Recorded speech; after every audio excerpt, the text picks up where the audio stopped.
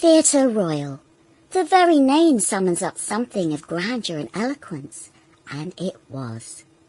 Hosted by Ralph Richardson, these big-name productions also included the creme de la creme of acting talent, from John Gielgud, Robert Morley and Orson Welles, to Trevor Howard, Michael Redgrave and Laurence Olivier. They were based on works by the world's leading authors, among them Charles Dickens, Henry James, Oscar Wilde and Anton Chekhov. These are but a few of whose company we shall be keeping as we raise the curtain on our first instalment of theatrical history.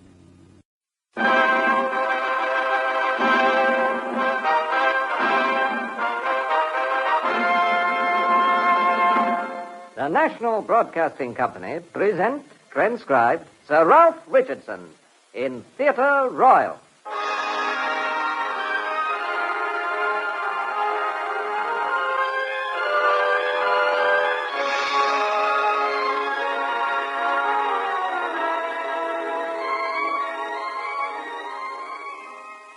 This is Ralph Richardson.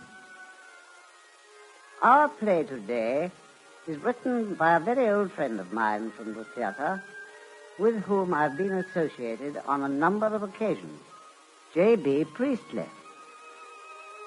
Unlike many of our subjects, this was originally written for the stage and not as a short story. Mr. Priestley describes it as a one-act comedy in the Viennese style. Now, I myself will play the part of Max Tally. Here, then, is J.B. Priestley's comedy, Private Rooms.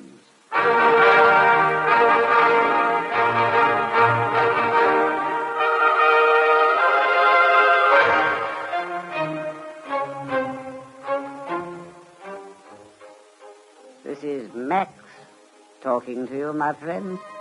Old Max Tally. Perhaps you will remember the name. I would permit myself to be surprised if you did not.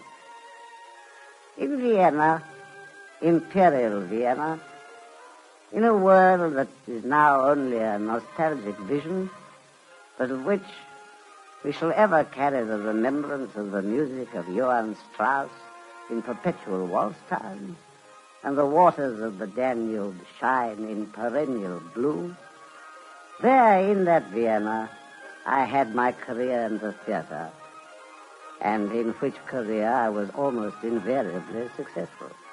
That you must admit.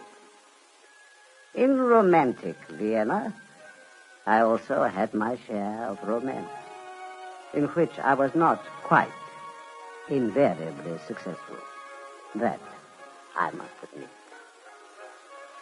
Now I am still vain enough to think that you will remember sufficient of my success for me to be able to tell you of one adventure which was perhaps more singular than successful. One night, I was taking supper with a beautiful young ballet dancer. In fact, the supper had been eaten, the champagne poured, and there we are, alone, in a private supper room of a celebrated Viennese restaurant. Yes? Come in. Is there anything more you'll be requiring, sir? A little more champagne, my dear.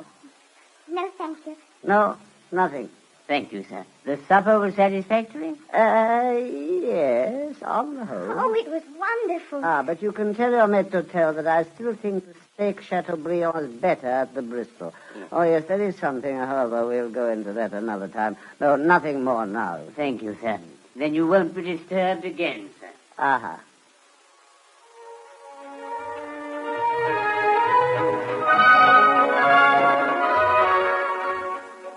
You can imagine the scene. The discreet lighting in the plush-filled rooms, the overpowering air of intimacy, the inevitable settee. Oddly enough, the room next door is virtually the same, apart from its occupants. Yes? Come in. Is there anything you'll be requiring, madam? No, I don't think there's anything else we want. You can leave us now. Thank you, madam. And supper was satisfactory? Most of it, yes. But I didn't ask for orange salad with a duck. You really ought to know by this time. Sample complete. Ready to continue?